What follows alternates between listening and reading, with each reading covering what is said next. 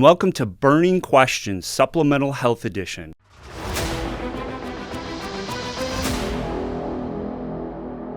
We sweat the details so you don't have to.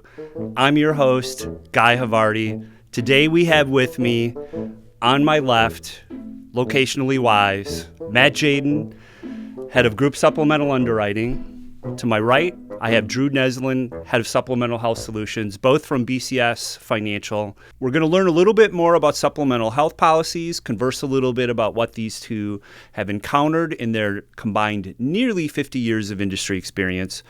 But before we get going with our questions, why don't we start with a little bit about the two of you? So Drew, tell me a little bit about yourself.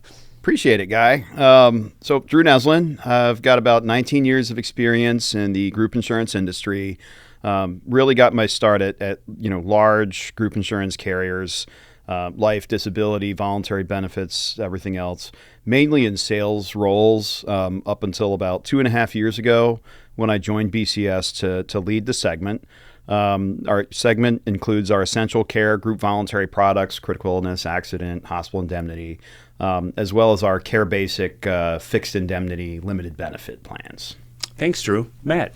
Matt Jadin. I've been in the industry for 23 years, underwriting medical, dental, life, vision, disability, group voluntary benefits, both small group, large group. I've basically run the gamut of group benefits with 4 different carriers. So I've seen a lot in this world over those 23 years. Great. We're going to taste a little spicy Thai food. We want it to be a little spicy. We're going to see if the food makes them sweat or the question makes them sweat. So the food we have today is from a local Milwaukee restaurant called Dynamite. Today we're eating lab kai, which is a traditional Thai dish of brown ground chicken, mint, basil, red onions, and of course we've got the chili in there. We're going to be tasting this dish with 5 levels of spice. And as the dish gets spicier, the questions might get a little bit spicier too. So are you both ready? Absolutely. Okay. Why don't we take our first bite? We're not gonna start out too crazy here. So why don't you both dig in, take a taste, see what you think of the food. I have some food in front of me. If I feel adventurous too, I'll probably join you in a taste of what you're eating, to be fair. Okay, first question. Let's kind of warm up the room a little bit here. Matt, let's start with you. What's a common misconception about your role or your job? Tell me something. Yeah, number one, and this is for the sales and sales staff and the agents. Underwriting is not sales prevention. There's a misconception about that in most lines of coverage in the industry, but we are not sales prevention. We are here to write business as well as the sales staff. Yeah, that's probably the biggest piece to it. The biggest piece, sir. Thank you, sir. Drew, same question to you. What's the common misconception about your job or what you do in your role? Sure. So kind of 2-part answer for that, because prior to this role, I was in sales for quite a while. And the misconception was always, oh, you're having fun for a living. You're going out to dinners, you're going out to happy hours, and you're just entertaining people and you're having fun, and then somehow business appears. In my current role, I'm a magician. I've got a magic wand. Somebody needs a budget for something. I wave my wand and it magically gets done or happens. Interesting. Thank you both. Okay. Shall we move on to the next level of spice? So I'll let you guys dig in and take your taste and let me know if this is truly getting spicier. You feel it a little more? It's okay? All right. I can see it. You can see it. You can see the spice steaming off. Drew's taking his first bite. All right. There's definitely more spice to that. Yeah, there's definitely more spice. It does. I've heard it creeps up on you a little bit. So we have water and milk. Mm-hmm. If you're feeling a little bit, Matt's the first one drinking fluids. So Drew, maybe you won that contest there. It's not so bad. I'm not going to the milk yet. I'm just worried that it's going to sneak up on me. Yeah. All right. So now we're at the level 2. I've got a question for each one of you. Drew, we're going to start with you on this one. What are 2 things you want everyone to know about supplemental health products, benefits? I think, one is that they're really not supplemental anymore. I mean, with deductibles going up and everything, they're really becoming more necessary, especially unforeseen illness, accident. mean, these products are not things that are going to drive medical claims utilization for an employer group. It is really just helping people out with those unforeseen things. And, if you got a $5,000 deductible, these products are definitely going to help out. So that's kind of the first one. The second one is really about the increasing improvement in member experience. If you aren't getting some sort of notification based on your medical data that you have a potential claim, you really need to start asking questions about, why haven't we started doing that? Great answer. All right, Matt, we're going to switch gears a little bit. This is a fill in the blank. We're going to go a little game showy here on you. So fill in the blank, all right? If you see blank in a supplemental health product offering, you better run. Well, it's not a one-word answer. It is short time frames between accident and treatment. And this is specific to accident indemnity coverages. But for every benefit trigger on an accident policy, there's a time frame that a carrier assigns to time between accident and treatment. Many carriers have it at 48 hours to see a doctor or urgent care or ER. But if it's a short time frame, 48 hours is not long enough at this point. It needs to be a lot longer than that. Your example of a $5,000 deductible. If somebody has a $5,000 deductible plan and they have some sort of nagging injury that happened on a weekend, they're not going to go to the doctor immediately. They're going to wait and see if it gets better on its own first. And you don't want to have a claim on an accident policy denied because somebody chose to see if it gets better on their own. So that's probably the biggest thing to run from. But many brokers don't even know to look for what that time frame is. So you may have to press the carrier to find out what that information is. I think a lot of insureds also are like, I'm just going to walk it off. I don't want to have to deal with it. I'll just walk it off, and usually it's 72 hours later, they're still hurting. And that's when they kind of get nudged. You know what? You better go get this checked out. Yep. All right, guys, we are moving on to level 3 heat. So, Drew, I'm going to start with you again. How have voluntary benefits changed over the years, and what do you think is the future of voluntary benefits? So why don't you take your bite, and then I want to get your sweaty answer here. So still not ready to go to the milk or the water yet. Okay, there we go. That has definitely kicked it up quite a bit. So voluntary benefits, how have they changed? So 10, 15 years ago, maybe even longer, they were more individual type of products. So they were highly customized and tailored to the individual that was signing up for them. They were individual policies. And what's changed really over the last 10, 15 years is it's moved more to a employer group type of product. So a group product, more streamlined, no medical underwriting. And it's got that aftertaste. It's kind of sneaking up on you a little bit. Definite afterburn. And so I lost my train of thought. But no, so it's moving to a group level of policy. So it's streamlined. There's no more medical underwriting for these questions. You're not seeing super high face amounts on critical illness, for example.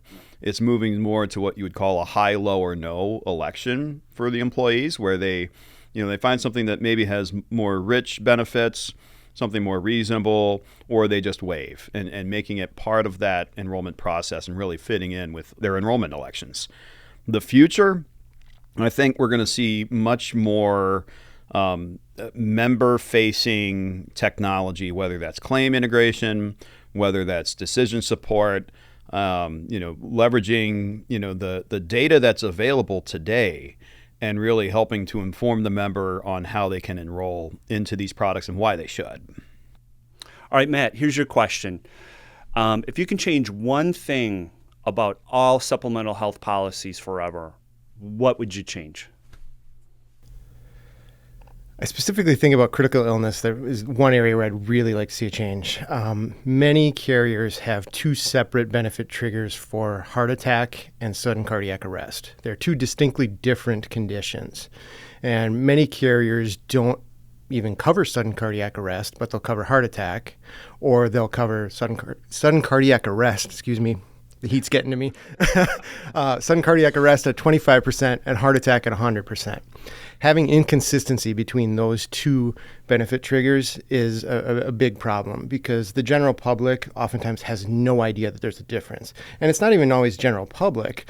Drew and I, at one of our previous stops, had a claimant who unfortunately passed away. The doctor ruled it as sudden cardiac arrest, but the coroner ruled it as a heart attack.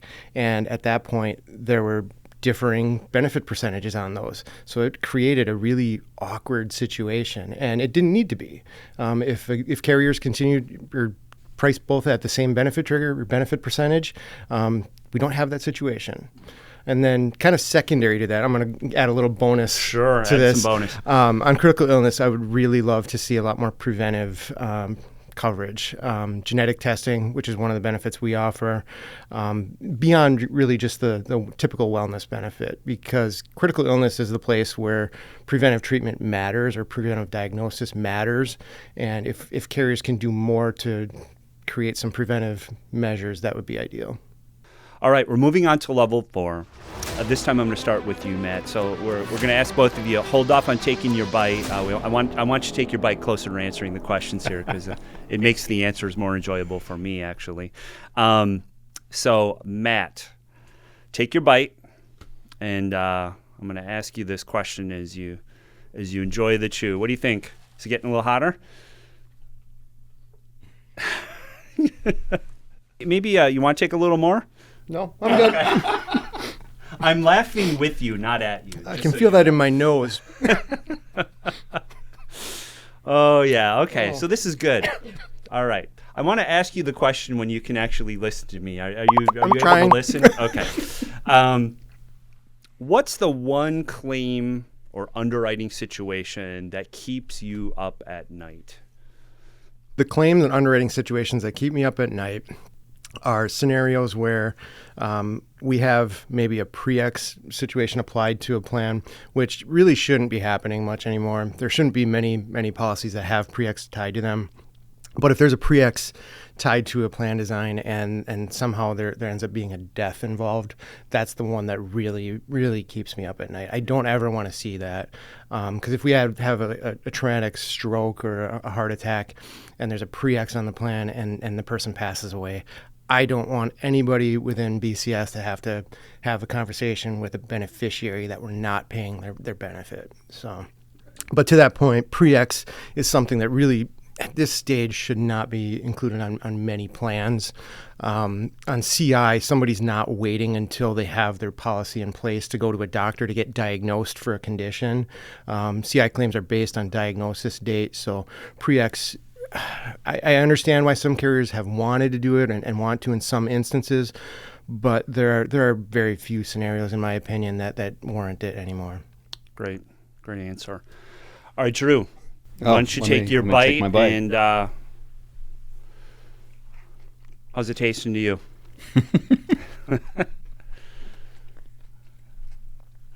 Oh, that's Well, that's a spicy meatball. Yeah, you took the words from my mouth, Nathan. Yeah. Okay. Yeah. And it lingers. Yeah, it does. It's persisting. So Good. Hit me with your best shot. All righty. What is the worst experience that you've had in this industry? And obviously, we don't want you to name names, right? But talk about something that was... So, in voluntary benefits, it's if regular group insurance is Wall Street, I really look at voluntary benefits almost as like the Wild West. And you get some colorful characters. Sorry, again, I'm not laughing at you. I'm really laughing with you. Thank you for that, Nathan. But laughing at you at the same time, it's my lips are kind of on fire while I'm trying to answer this. Yeah. So there's some colorful characters. And the one that really sticks out in my mind is we had this new business opportunity, and it's one of those it's like one of those pictures. The longer you look at it, the more wrong it gets.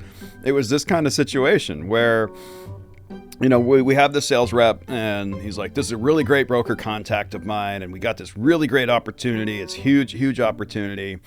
It's a group of these cattle ranches, and it's like, okay, that's great. Can you get a census? Well, the broker is actually not the broker. He's more of a P&C guy, but he's got a great relationship with the client. That's great. Matt was on this call and he remembers this. Can you get a census of the employees?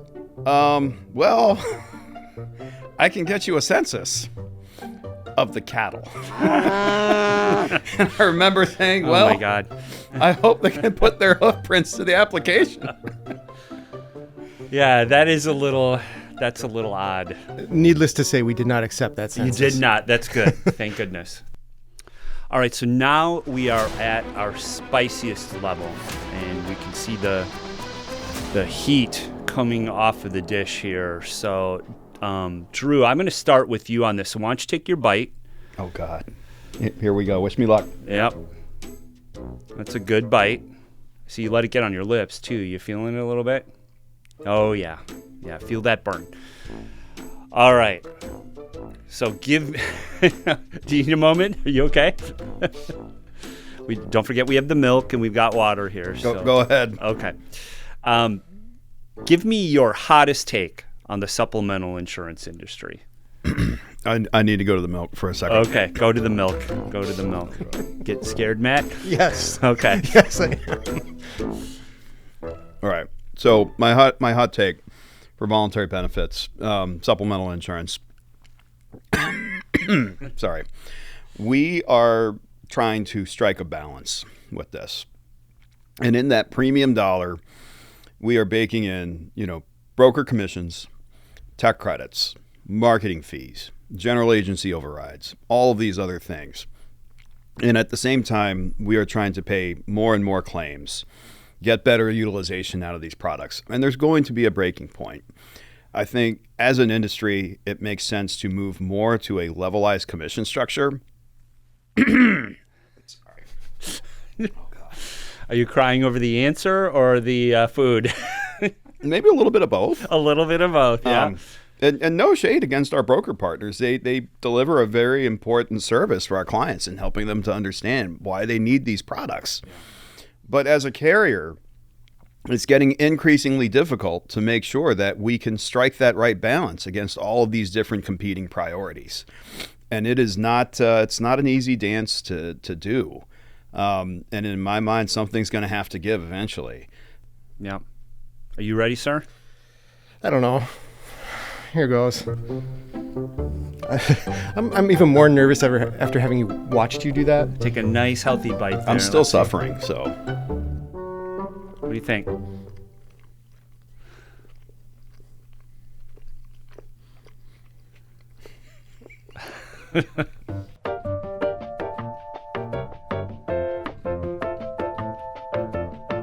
Okay, I think we're good. Are you all right? I think we're good. You're sure about that? Yeah, give me in a minute. I might have a different answer. Yeah. I think we're good. I'm not going to the milk. Oh, okay. It's a bold move.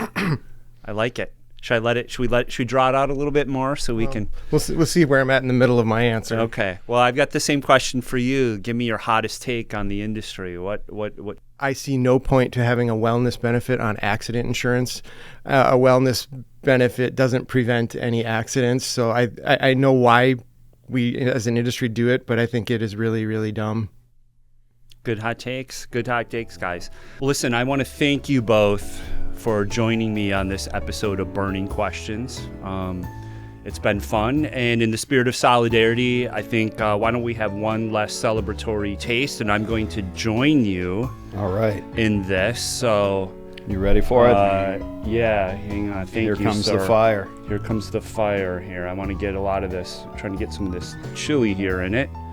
Ready? All right, let's do it.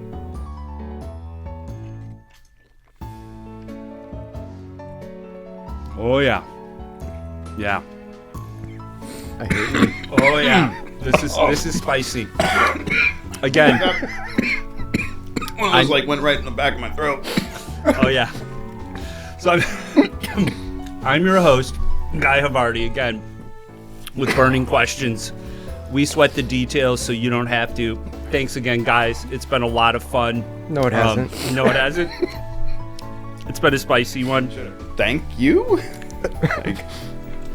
We have some of this, too, if it's needed. So appreciate it.